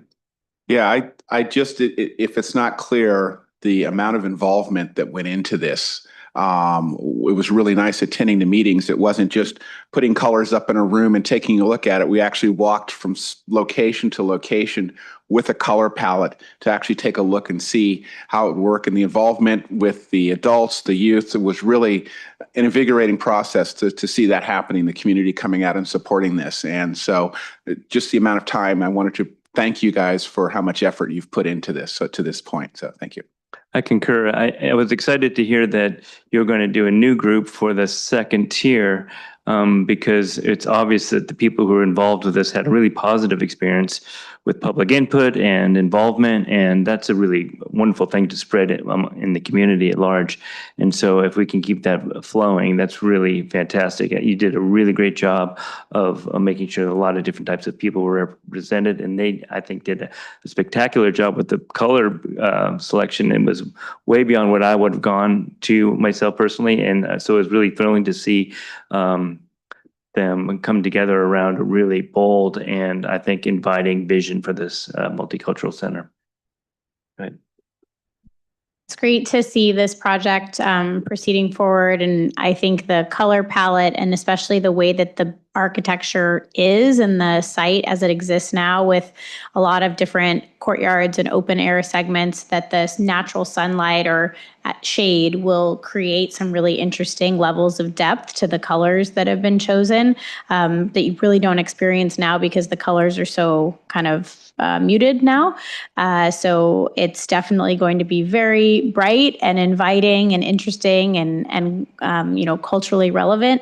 And it's great to see the concept of like using colors as a means for wayfinding, because you have so many different user groups already using that site with like Alliance Medical Center there and the preschool program with YWCA and obviously Corazon. And so, and the community center programming with community services as well. And so it's, an interesting way to navigate through the building. And I think also a universal language of color, which is also helpful. I think often when you have people utilizing the space who might not be native English speakers. I know when we used to have the English classes for adults, there were like 15 languages being spoken in that classroom because you can teach English to adults in any language, like all in the same language. And so people in the room was a very international audience. There were people coming from Southeast Asia and a lot of different places that you don't, people who speak indigenous languages of Mexico. And so I remember the challenges when people would come into the community services office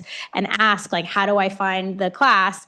And people responding in Spanish, like assuming, English and Spanish are the two predominant languages in our community. But then there you have all these people who are coming from very far off places who happen to find Healdsburg, as their home. And so I think it's an interesting way to help people navigate the building and create what is, defined as a multicultural center, and using color as a means to wayfind through the space is a really interesting, creative way to do that. So great. It's wonderful to see and excited to have the community so involved in the process too. It's fun. Thank you. Yeah, I'd just like to add that, this isn't just about color and paint. This really is signaling a really bold transformation of this space and what it's going to mean to people and what it's going to be. So it's very transformational. And so with that, at that level, I think it's super exciting that this is happening. Any other questions, concerns, or a motion? Yeah. You want to make the motion? No, I was gonna make a call. Oh, go ahead. Yeah. I'm okay with the paint colors. I think some of the things that are planned looked really cool. Not to throw a wet blanket on everything, but this whole process I've kind of struggled with. Seems like it's kind of been backwards. Instead of the city leading it, it's, the multicultural report was not something that the city commissioned. That was an outside nonprofit that just did that and ran with it. And I get it. Here's money. So we're gonna move forward. I'm grateful for it because it is making the property look a lot better. But I do struggle with the process on how this was done, especially delegating, subcommittees that aren't through the city, so to speak. So we have sounds like there's additional subcommittees that are going to be forming. I would like a little bit more of that to flow through the city. We get applications. We kind of have, little background, kind of understanding who is applying. And so to me that, I feel like there should be a little bit of input from the city, and it kind of needs to shift back to flowing through the city versus just delegating everything over to a nonprofit to run. And then the second part included in this presentation was the master plan concept, which again is not something that we really discussed here at the city level. There's really no parking on site and some of these other things. And so I just wanted clarity from staff when we set our goal that says Abel de Luna Community Center, Multicultural Center, continue to develop funding and implementation strategy. Is that for phase 1 only, phase 1, 2, and 3, all the way to the master plan concept? It's phase 1, 2, and 3. Okay. Because that's really what was identified in the plan. The overall master plan is one of those great visions that may take, years or decades to achieve, that would definitely require more input. So it's really tiers 1, 2, and 3. Okay. Crystal, did you want to Yeah. address that question? I just want to add, and I didn't add this as part of my presentation because I really wanted to focus on the design advisory committee. But along the whole process, the city of Healdsburg has been very involved, and to your points, there should be a concern if the city is not involved in this process, right? Given the fact that it is a city building. Throughout the whole process, I know Tom was unable to be here, but he's been in all of our meetings designing this from the very beginning, from the start of this process, telling us when we got the green light and when we didn't have the green light for a lot of the things that we had. Community members have big ideas, right? And sometimes those can't come to fruition right away, but those are things that we can put in the back burner and think about. One of those being a mural on the back of the community center. And, we understood and we heard that that was not possible at this moment. So rethinking where we could put a mural was all in communication with the city of Healdsburg, making sure that they were okay with the process along the way and ensuring that Tom was in all of our meetings, from the planning meetings at the very beginning when we were just co-creating the application for nomination, for self-nomination and to nominate others. That was brought to the city of Healdsburg to look at. When the nominations came in, that opportunity to see the applicants was available as well. And then throughout the bidding process, the color selection, the mural designs, we've had Tom involved from start to finish in that process as well. So I didn't share that because I was told to share just about the design advisory committee, but we appreciate the collaboration with the city of Healdsburg. And I know that there's 100 million things going on in our city all at once, and that the priority, financial priority, was not there for the multicultural center. And so we took an initiative to ensure that we could fund this project and for it to come to life. And we know of other projects and other master plans that sometimes just sit in shelves in other cities and at the state level as well. And we wanted to make sure that our projects, the projects that we have co-created in community, can come to life. And super appreciative about this process and our relationship with the city, with Mark, with Tom, with Ray, who attended. I know he's here present today, attended those meetings to understand what was going on and to be able to communicate that back to our residents in Healdsburg. So I appreciate that, and I appreciate that background. I think my concern is more, it sounds like it might be between city council and staff, because staff and the nonprofits are having great communication moving along. I think it's keeping us informed on the steps on what's going on. Here are the members of the committees. Here's kind of the direction they're going, so that we're in the know, versus we formed a committee. Here's all, and here are the colors. Please approve. And I get it. I've gotten a couple of the invites to, we're doing the planning session that you attended, but that's not a formal city council meeting where the entire community has access, and it's really a public forum to have these discussions. And so I think that's going forward. That's kind of what I would like to, make sure that we're a little bit more sensitive about moving forward. But aside from that, I'm ready to support the adoption.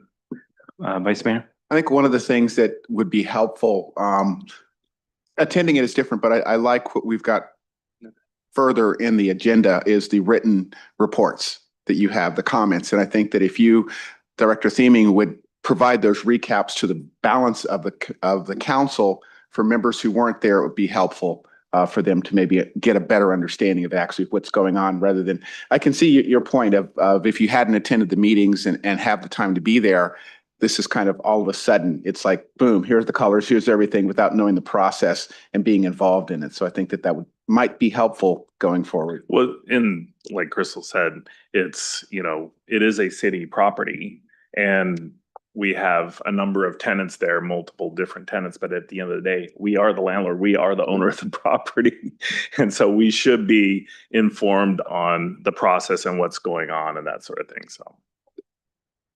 I know like for a number of years, probably a decade now with the creative leadership team, when the city started the arts and culture master planning process, the community services department went out and recruited dozens of community members to join the creative leadership team. And that was not a formal process where the city council was interviewing people and appointing people to that committee. Then we had the parks design team when the community members were engaged to design community parks. And then so I think, and then the city council received, updates with the master planning process for the parks and the arts and culture master plan that got brought back to council. And so I liken this process to those other two processes that were also led by community services.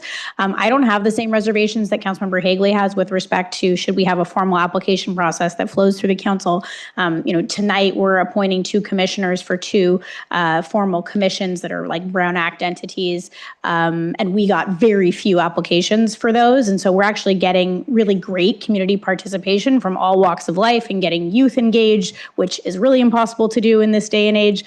So I'm delighted that this initiative is happening. And I think just, in echoing the comments, if we can get, written report out, does not have to be super lengthy about, hey, this group is convening, here are the members, this is what's going on. I think it's wonderful that community members want to pick colors for this site and that now we're getting a chance to offer that feedback. And I don't feel that like we need to kind of get more engaged in the weeds of this process, because I think if anything, it in a lot of ways, it kind of may deter some people from wanting to be involved because they may have concerns like, well, what if I'm not the right fit for this committee? And, I've asked a lot of people, hey, we had a vacancy on this commission, why didn't you apply? It's like, oh, I was really nervous. I didn't want to have to be interviewed before the city council members. I wasn't really sure what that would entail. And so I think anything we can do to get, there are 6 members of the public in the room tonight.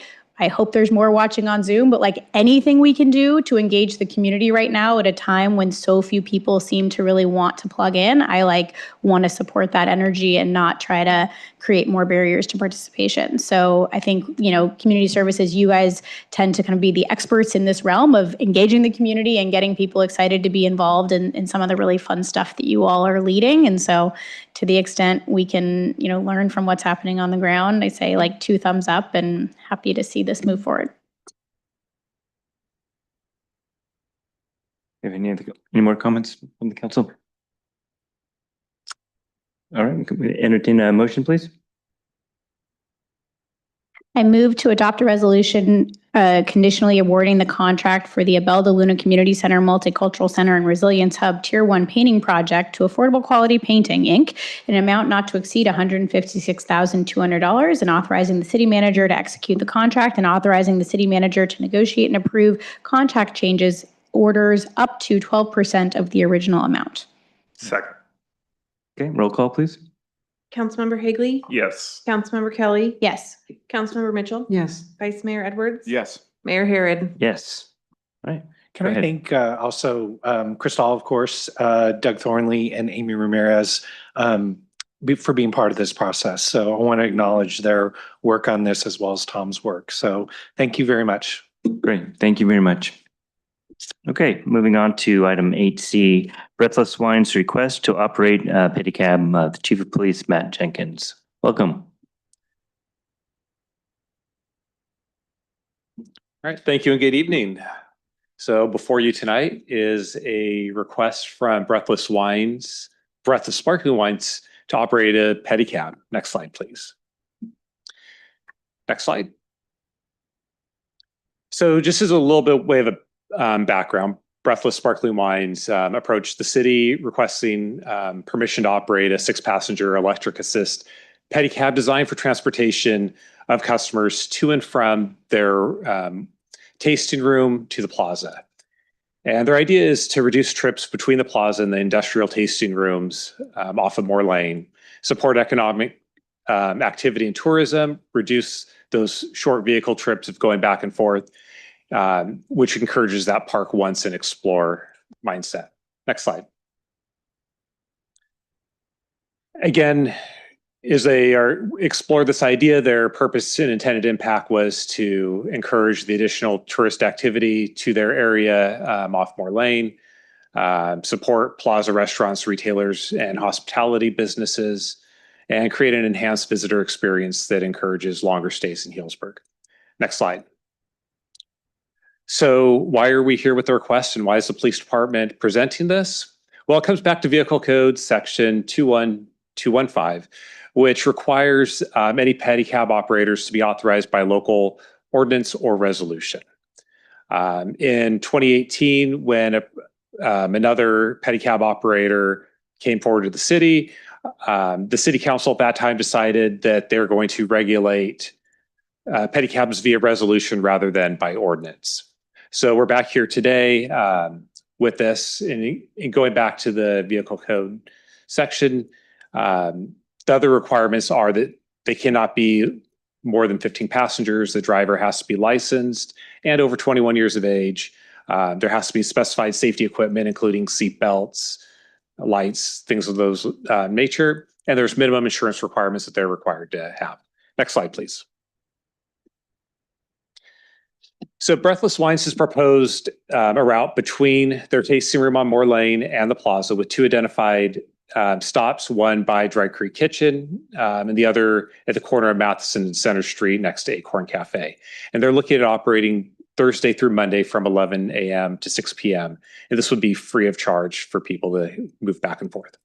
Next slide. In meeting with the owners, they have committed to staff that they're committed to proper licensing and permitting, complying with local transportation regulations, vehicle safety inspections and maintenance is required, training their operators, passenger safety procedures, continuing to provide insurance as required by law, and adherence to any operational roadway standards established by the city or the state of California. Next slide. So if council were to consider this resolution, staff's recommendation is to have the following conditions, which are consistent with the other operator in town, which is no amplified sound, no consumption of alcohol on the pedicab, that the police department has the ability to review and authorize any subsequent changes to routes. That way we're not having to come back to council for any change that may be required, whether that's due to construction or revised pickup drop-off locations, and allowing the police department the authority to revise routes as needed if there's any significant complaints or operational concerns that arise. Next slide. So alternatives is city council could direct staff to return with a resolution that has different conditions than those that are proposed tonight. Or that council could receive this report and take no action. Doing that would prohibit Breathless Sparkling Wines from operating a pedicab. As I mentioned, they have to either be authorized by resolution or ordinance. Next slide. And with that, I'm happy to answer any questions. And I'll also note that Sharon, one of the owners of Breathless Sparkling Wines, is here tonight and may be able to answer any specific operational questions that you might have for them. Okay, thank you. Questions? Go ahead. Yeah, I wanted to know, I couldn't find I know we have another pedal cab type facility, and I could not find any route. Was that something that the council approved, or they are able to pick whatever route they want to go? In other words, I'm looking at this, there's a specific route. If they wanted to change the route, would that go through council? Would that just go through you with an approval? What is that process? Yeah, so when that was proposed back in 2018, there were some routes that were proposed and approved by council. And as part of that process, council delegated the authority for any subsequent approvals to the police department. And we have worked with them over the time as their operations have changed or there's been things going on to update and modify those routes. And are those routes publicly available, or so that public would know where they're going, what the schedule might be? We do not have those posted on the website or there. No. All right. Thank you. Yeah, mine was a similar comment. I was on council when we approved that, and we were pretty clear that it wasn't, that pedicab was not allowed to go through the roundabout. And they are now, and I guess that some of the routes have changed over time. But the big issues at the time for me were the alcohol consumption on the pedicab and then amplified music, which the current one I've personally heard amplified music on that. So I think my questions are really, it's not so much about that. I think what's being proposed looks fine, but what is the enforcement mechanism? What complaints have you had on the other one that might translate over into something we need to keep an eye on for Breathless? So I have not received any complaints to the police department on the other one in a significant amount of time. When those have come up, whether it was for routes or whatnot, usually the first step is reaching out to the operator, making them aware of those concerns, and then them rectifying those. Obviously, at the end of the day, if they fail to address the concerns, there is the ability to rescind the resolution that authorizes them to operate. And then specific to this one, I had a question about, is the pedicab constantly, I mean, maybe you can answer, is the thought process that's constantly moving around or parked waiting to pick up people to bring for wine tasting? I'll defer that over to Sharon. We see it as a phone call as well, so people can call us and say, I would like to, grab a ride. This is my location. But also touring around and offering rides back to the plaza or to Breathless. We do see it as a way we have over 60 parking spaces at Rack and Riddle. So people can come do a tasting and then we can put them on the pedicab and take them wherever they want to within the route that is approved. So it sounds like it's not just bringing people there, you're actually delivering them elsewhere. Exactly. Okay. Because I think it's part of the hospitality that Breathless loves to give, and whoever is going to be driving will be well-versed in Healdsburg, being able to give history. My sister and I just went on a pedicab ride in Amsterdam, and it was so informative because they knew the town and they knew the city, and they could show us things that you'll just ride by and not even know what was there. So that's another exciting part of it as well. Thank you. That clarifies a lot. Thank you. Evelyn? Yeah, I just wanted to ask about, so it's free to ride on, but do you, from a business perspective, how is that going to work? How are you going to increase your business that way? Are they going to have to come there first and taste and then ride, or? It can happen either way. Okay. Absolutely either way. Right now, I'm sure you all know that wineries are having a difficult time bringing people into their doors. So this would benefit us, but it would also benefit the other wineries that are on our track, because we'd be happy to drop them off and share what their specialty is as far as they're making the wines. We're all sparkling, so we're very different from everyone else, and we love to support everyone here in the city. Yeah, that sounds good. Can I ask, Chief, when the routes were changed from the other pedicab, how did that work and why? Do you know? So that was under Chief Burke when the routes were updated last. I've not updated any routes in my tenure in the last 5 years. So forgive me if my recollection isn't spot on with this, but I believe they had approached him with a need for some updated routes based on operational changes that came about. And did I understand you say that you have not received any complaints about that pedicab? We received complaints early in their operations related to speed and being in the middle of the roadway, things along those lines. Some operating off of designated routes, but I have not had any complaints in the last several years. Okay, good. Thank you. Yep. So I just want to follow up on that a little bit.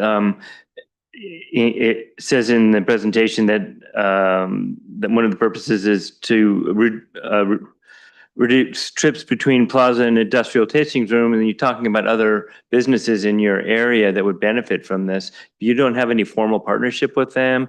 You're just kind of allowing people to use the pedicabs. If they wanted to go to your neighbor's tasting room, that's okay, and so on. Or if they wanted to stop at Little Saint, for example, that'd be okay too. And so there's some flexibility about how people use the pedicabs. Is that right? Exactly. As long as we're on our route, we'll drop them off wherever they are. Mhm. Yeah. Okay, thanks. Go ahead. I want to say this on the record because I think it's really important. When the prior council introduced the other operator to the city, there was definitely a lot of confusion, pushback, frustration, other things. And it has not always been smooth. So whether you're not receiving complaints currently, I don't know if I speak for the whole council, but I still get complaints about it on a pretty regular basis. And a lot of those complaints have to do with where it's located and blocking traffic and kind of, it's not a pedicab. Like a pedicab is, I'm flagging a piece of transportation down or calling for transportation to get from point A to point B. These are tourist-oriented wine tasting furtherance vehicles that are operated by human pedals. And I think and I'm not trying to put judgment on that. I'm just like, it's different than trying to just get from place to place in terms of how in a normal urban environment, how a pedicab would operate. And so I think because it is geared mostly, there are locals who do go wine tasting, but it's typically geared for people who are visiting or those who have, spare time on their hands, that there is generally sometimes frustration between people who are like, we're a local business and we're just trying to get our commercial delivery vehicle to the front door so they can unload and we can keep our restaurant going. Or people are, circulating, trying to find parking along the plaza, and there are people on a bike, having a great time, but not necessarily allowing traffic to move freely. And so I think especially when the other pedicab was in the roundabout and has, caused some traffic disruption, or there's kind of these zany things happening,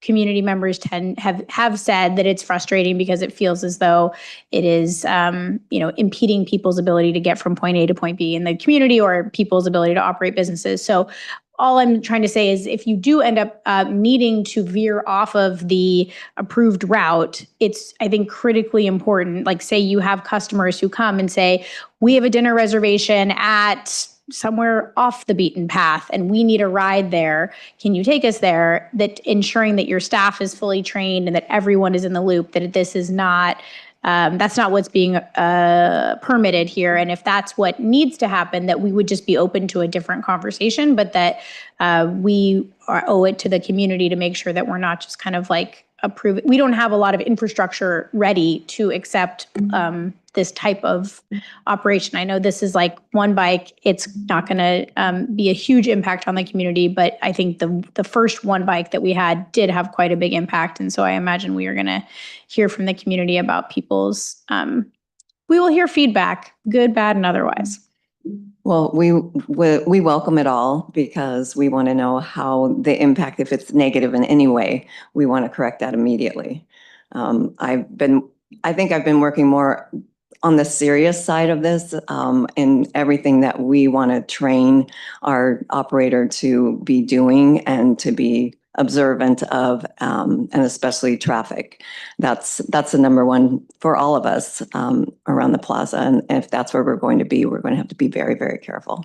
Okay. Great. Well, thank you. And thanks for making yourself available. Should things come up and we need to have like an ongoing dialogue between you and staff. And I know you guys run an incredible business. You've invited the council to come see both your operation at Breathless and at Rack and Riddle. So we know, the economic impact that you are having in the community and how many local people are employed there. And especially during this downturn in the industry, like the ways in which we can try to figure out creative ways to get people to still be visiting the community. We want to be open to that while also not like alienating our local residents and trying to find that balance. So thank you for your willingness to engage in that conversation going forward. Thank you. I just want to add that I think those are valid concerns and I appreciate you bringing them up, but these are a lot closer to a regular bike, and I hope people can accommodate bicycles on our streets. And the other business is a much different sort of vehicle, right?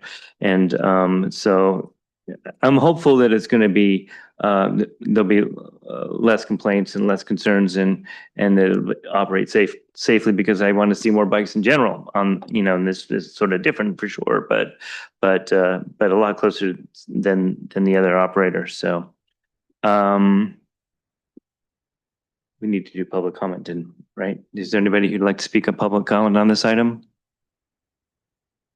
Okay, seeing none, bring it back. Is there any other questions or comments for the chief on this? And can we entertain a motion, please? Consider a resolution authorizing the operation of pedicab by Breathless Sparkling Wines. Second. Roll call, please. Before I do a roll call, I'd just like to clarify for the record that you're going to adopt a resolution. Resolution authorizing Breathless Sparkling Wines to operate a 6-passenger electric pedal assist pedicab business within the city of Healdsburg. Yes. And I second that. Councilmember Higley? Yes. Councilmember Kelly? Yes. Councilmember Mitchell? Yes. Vice Mayor Edwards? Yes. Mayor Herod? Yes. Thank you. Okay, on the next item, Sonoma County Library Commission appointment. Out of an abundance of caution, I am going to recuse.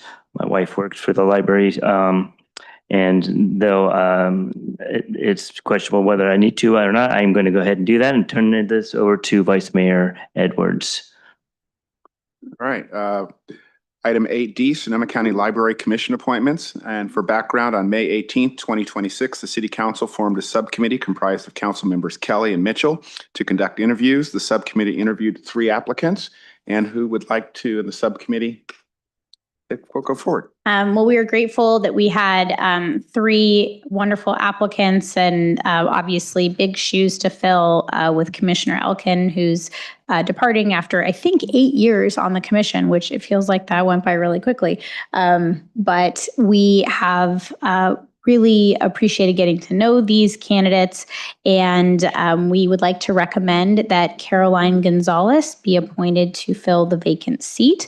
In addition to living in Healdsburg for 37 years, she is a fluent Spanish speaker and English speaker. She also works in the early childhood education space, and she is a program manager who runs a reading literacy program for both parents and their children. And part of the program is getting our immigrant community to the library and experiencing the library and taking advantage of all of the programming that the library has to offer. And then she herself is also a very passionate library user. In addition, she serves on the library advisory board, I think is what library advisory board, the lab for short, and has been participating on the lab for a number of years and is an active member of that body. So this seems like a good next step for her to proceed. And the other 2 commissioners, while super passionate about the library, she definitely stood out as having lived here for quite some time, as well as having a variety of different touch points with the library system, both as a user, as a professional, and as a parent. And she was very impressive, but all 3 candidates were, and we say this every time, but I want to reiterate that I hope that they'll continue to apply for positions as they come open, because we have a lot of need for people to donate their time, and we really appreciate that they're willing to do that. So hopefully in the future, maybe there'll be some opportunities for them. All right, I want to go ahead and open it up to public comment at this moment. Seeing no public comment, let's bring it back to council. Is anybody up for a vote? I move that we appoint Caroline Gonzalez to the Library Commission vacant seat. And I second that. Could I get a voice vote? Aye. Roll call. Oh, sorry. Okay. Roll call. Roll call vote. Councilmember Higley? Yes. Councilmember Kelly? Yes. Councilmember Mitchell? Yes. Vice Mayor Edwards? Yes. All right, with that, we will appoint Caroline Gonzalez to the library board. Thank you. Bring it back to Mayor Herod. Thank you. All right, moving on to appointment of a new planning commissioner. I'll go ahead and bring this over to Councilmember Kelly, who will discuss our appointment process. That was myself and Ariel did the planning commissioner selections. We had 4 applicants for the 3 seats. 2 of the seats are commissioners who are seeking to reapply for ongoing terms. And we found that both of those commissioners really continue to be passionate and engaged. Those commissioners are Jonathan Perlman and Connor McKay. Connor is currently the chair of the commission and is interested in continuing forward. So it felt as though that they both, are remaining engaged, very active participants on the commission, and are kind of going into their, getting in stride with the work of the commission. So we would like to recommend reappointing them. And then for the 3rd seat, we had 2 incredible candidates, both local folks who have resided in Healdsburg for a number of years and really had quite a lot of knowledge of things happening within the community. However, one of those candidates definitely stood out as having attended several commission meetings, understanding kind of the nuts and bolts of how the commission operates, and has applied previously, was not selected, and decided to come back and apply again, which we really appreciated because it was, I think, the first time he applied, he definitely was a strong candidate, but we just didn't have enough vacancies at the time. And so that is James Gentry, who we would like to recommend for appointment. Mayor Herod, did I miss anything you want to add? No, thank you very much. I think you covered everything nicely. Appreciate that. Let me go ahead and open it up to public comment. Do we have any public comment on the planning commissioner appointments?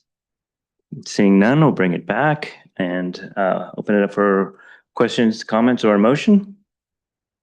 I'd just like to comment that I'm pleased that the recommendation to reappoint the 2 incumbents, because I think they are doing a great job. I think the planning commission in general is well balanced and doing good work, and they have a lot of stuff in front of them. So I appreciate that. And the candidate that you recommend, I'm sorry, the name Gentry. Yeah, I think, was definitely a top candidate. So I would approve all 3 of those. Great. No more comments? Okay. So I'd like to make a motion that we approve or appoint James Gentry, Connor McKay, and Jonathan Perlman for the 3 vacant seats on the Planning Commission. Second. Roll call, please. Councilmember Higley? Yes. Councilmember Kelly? Yes. Councilmember Mitchell? Yes. Vice Mayor Edwards? Yes. Mayor Herod? Yes. All right. Congratulations to both appointees for both positions. Thanks to everybody who participated in that process. And we'll move on now to council reports on matters of interest occurring since the previous meeting. Who would like to begin? Go ahead. I attended last Friday the Healdsburg Forever presentation. It was a very nice presentation, and nice to see that Healdsburg Forever really supports a lot of our nonprofits in town.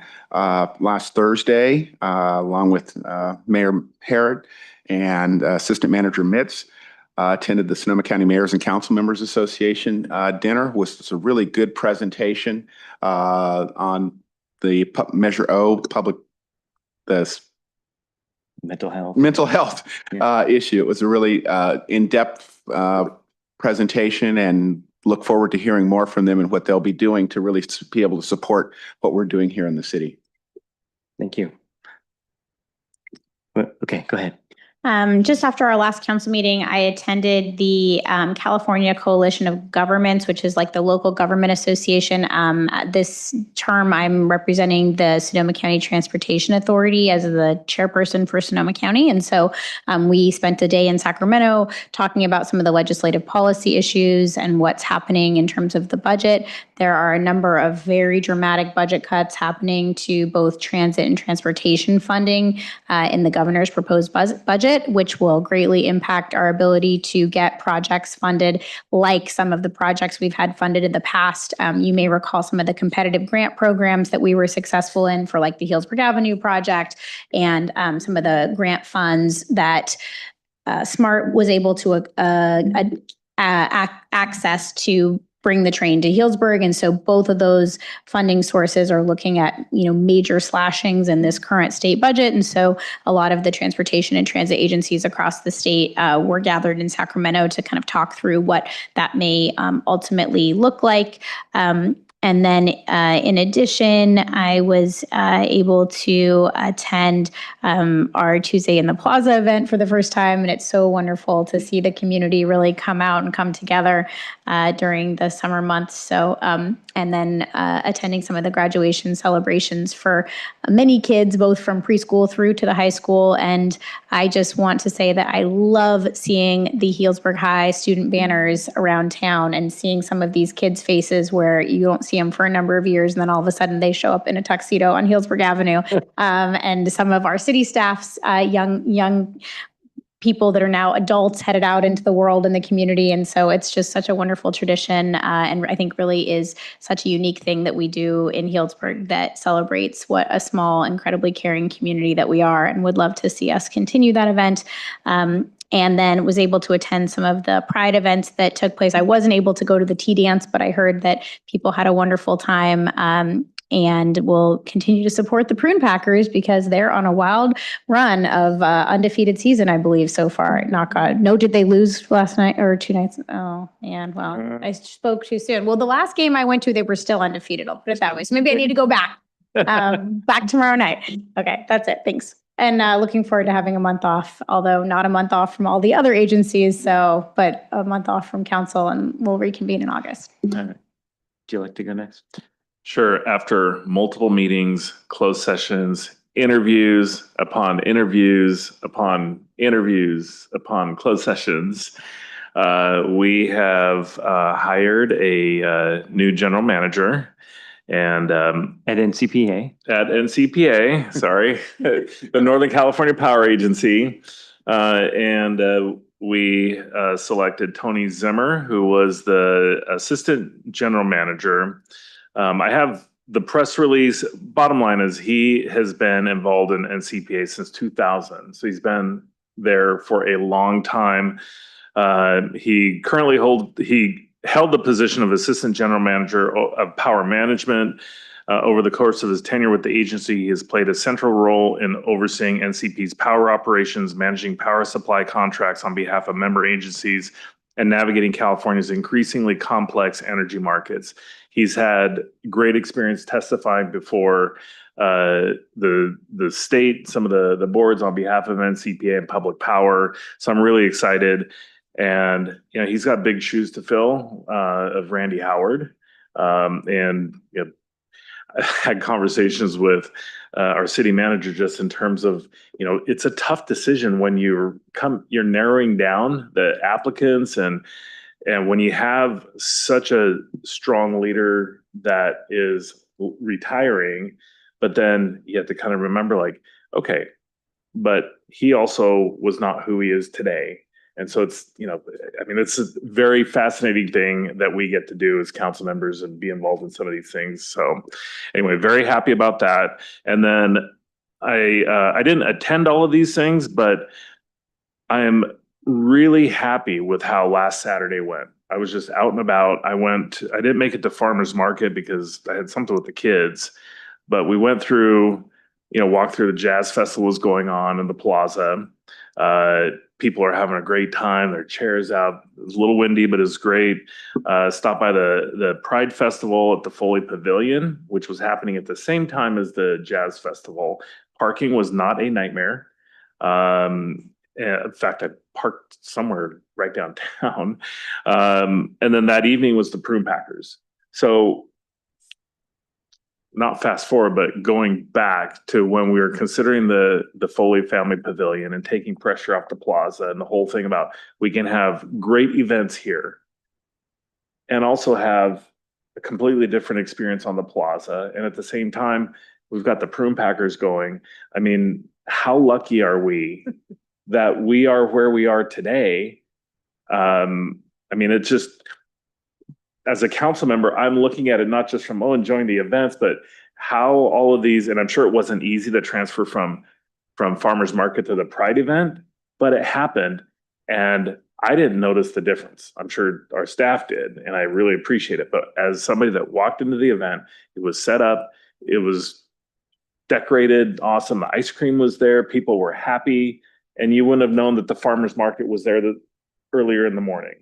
And I know it was a heavy lift to do that, but the fact that we were able to do that, have that transfer over, then the jazz festival and everything else going on. I mean, it's a great day in Healdsburg, and I'm looking forward to many, many more. And the possibilities that we have, I'm just excited. I mean, this is the stuff that over the years, many community members have been like working towards, and we're kind of seeing it all come together. So Great point. that's the end of my report. Thank you. Yeah, I think we live in a great community. We, baseball, music on Tuesdays and Sundays and pride events. It's like, they're all so wonderful. And I am too looking forward to the July being off, but also still being able to participate in all of those things. So it's been great. All right, I got kind of a long list. I do want to just address the selection of Tony Zimmer. I don't know a lot of people at NCPA, but he's always really stood out as being somebody really engaged, interested in his work, super knowledgeable. I've seen him speak about public power before, and not knowing any of the other applicants, I was still super excited to see him chosen. I think everybody who gets a chance to meet him will really like this guy. He's really a good guy. So well done. Thank you for all of your efforts there. I, for the first time, finally went to the Bloodroot Ramble and was invited to speak to the audience there and welcome people to Healdsburg and praise our art scene in Healdsburg. But mostly I had a great time listening to music and rocking out, and it was a really cool event. I hope it continues for many years. Too, have been to the Music on the Plaza, also wonderful time. Love to have that back as part of my weekly summer life. I went to the Housing Trust meeting they had at Craftwork. Great turnout, lots of input from different people. That is moving forward nicely with lots of engagement and lots of good ideas coming forward. So happy to participate in that a little bit. I was mostly just listening there, watching what was unfolding, but very excited about their progress. And then there was the Packers game, and they invited me to throw out the first pitch. It was surprisingly unembarrassing, and very happy about that. Happy to thank you. Councilmembers Hagley and Kelly were there. I'm not sure if either of you were there, and I didn't see you, but I had to leave right after that to go to graduation. But nonetheless, that was a really, really fun experience. So I was really expecting the worst, but it was pretty cool. So graduation, of course, my son graduated and gave a speech. So very, personal night for me, but for everybody in the community, a great celebration of a bunch of really great kids. And so happy to report on that as well. One of the highlights, I can't say this strongly enough, maybe you saw my post on this, but I attended the Girl Scouts troop presentation about the trip to Japan. And they didn't just talk about the trip to Japan. They talked about all the service work that they do, all the fundraising they do, all the other trips that they do. And they are just so amazing as a group. We're just so lucky to have them. And it's inspiring. I'm so happy that Lupe got the Bree Sparks Award a year or two ago. She totally deserves that. These kids are just fantastic, and then so I went to that, and they served a wonderful meal. They all spoke. It was a long, not that long, but it was every girl, did public speaking and was super poised and confident, and I just learned so much about all the stuff that these kids are doing. And then, I show up at the Pride event, and there they are painting faces for Magic Bridge, So I just really want to acknowledge those people for all the amazing things they're contributing to Healdsburg. We had our lab meeting, Library Advisory Board, and had a presentation from Reach for Home, which, of course, the homeless community and the library interface with each other quite a bit, and they're great at it, and they're a really important component in helping and working with our homeless community. So it was a really great conversation between both of those folks, the people from Reach for Home, and it was Shelby Harris. But I was there to express the city's interest in the L&M and Reach for Home and so on. Anyway, great conversation there. I spoke to the first night of the Jazz Fest at the Raven. And I once again got to speak about all the great advances happening in the arts world in Healdsburg.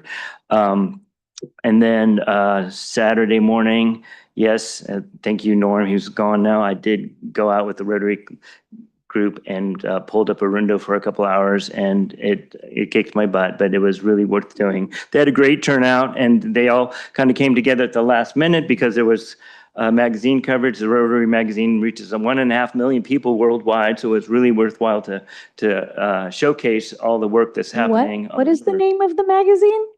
It's the Rotary's magazine. You just said it's like Arundo worldwide. It's like they should not have a magazine for the invasive species. Movers Global, yeah. I don't know. No. But yeah, it was a great turnout. I ran into an old high school teacher who was working with us. She's probably in her 80s, and she was there too, and I hadn't seen her in however many years. So anyway, that was a great event. And then cap it off, same Saturday, the Pride event. This is the first one at Foley. They had one last year, but it was much smaller. But this is really the shape of this event moving forward. And we kind of expect this to grow, and it had a great turnout. Tons of people. They talked me into doing the runway part. I found my purple zoot suit from the Mr. Healdsburg contest and had a great time. And it was super fun. And lots of laughs, lots of kids, lots of great informational booths there. And so if this is the shape of Pride celebrations to come in Healdsburg, then it's really going to be fantastic, because that was a lot of fun. And then I moved over to the Juneteenth concert on the plaza, and it was a very meaningful, I wasn't there for the whole thing, but it was a great turnout, very meaningfully focused on Juneteenth as a celebration, and just fantastic music that the Jazz Festival shares with everybody. So that is all I've got. And I am, a busy week, yeah. So we'll see you all in August, adjourning the meeting at 8:14. Thank you.